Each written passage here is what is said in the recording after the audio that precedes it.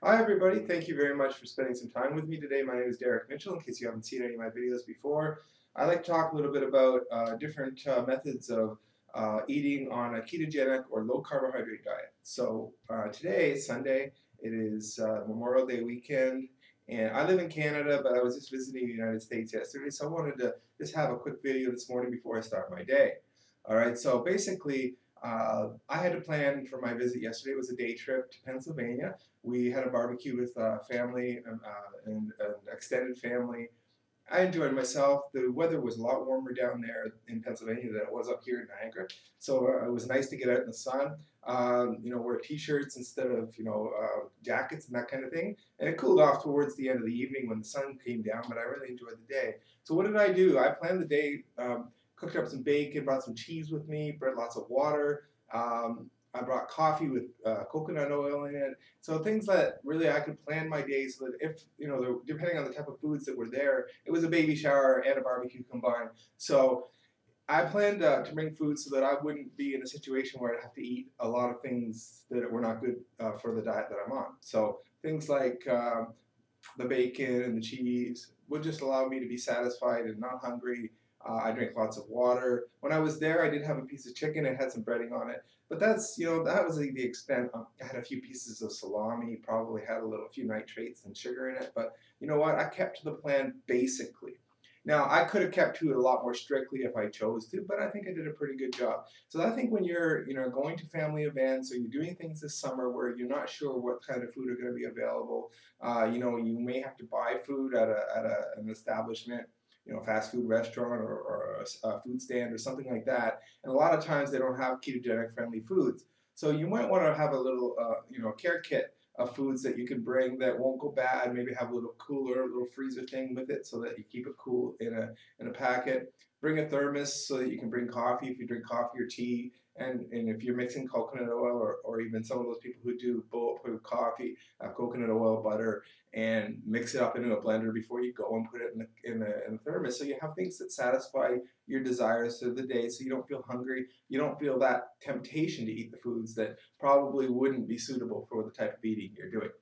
That's what I did. So I did that yesterday. Had a great time. We ended up, it was about a 4 hour drive. My brother-in-law drove the van down. Myself, my sister, my brother-in-law, and their granddaughter Bella. So we really had a good time. I met a few members of John's extended family, which I had not met before, plus some other people I had met years ago but haven't seen.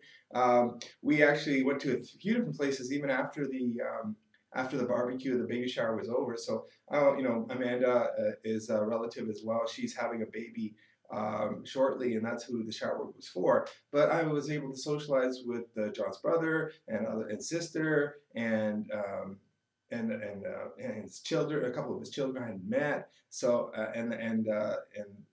one of Christina's husband Hunter, and Johnny and a whole bunch of people. Anyway, you probably know who I'm talking about. But all I'm saying is I had a really good time. When I went over to Christina and Hunter's and Johnny's area where they're living in Pennsylvania, near Pittsburgh, just sort of in an outer area, we went and I actually got an opportunity to do a little target shooting, which I haven't done in years, and I had a great time. And so did my brother-in-law. So we really enjoyed it. They had lots of animals. She's a vet, so she's had lots of dogs and and that kind of thing. Then one of the things I had also learned about is the understanding of a true hunter and what they do when they're hunting animals for food and sustenance. They make sure that they use the entire animal, no matter what they hunt. They make sure they use the entire animal. Some people don't agree with that, but we do. Those of us who eat meat, we know that the meat comes from somewhere. So we don't want to. I think it's important that we understand the value and the quality of the food that's given to us on our table. So I thought that was a good educational experience for me. I'll tell you that if I didn't have that conversation, I may have think, we go to the grocery store, we pick up a chicken, we pick up a steak, whatever it is, and where does that come from? So I think it's important we think about that.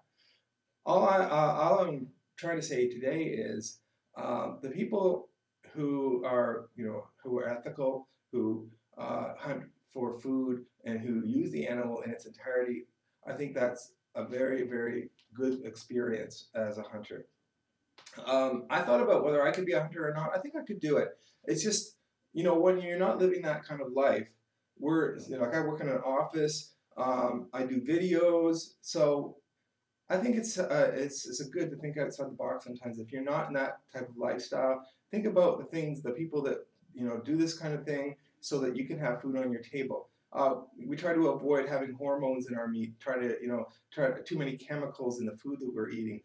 Natural, earth-based foods, meats that are not overly hormoned. Those kind of things I focus on, and I hope you do as well.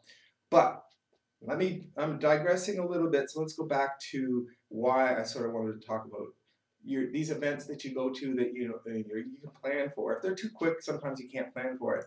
But you should always have an idea of what kind of a care kit you want to bring with you, so that you don't find yourself tempted to eat the wrong foods.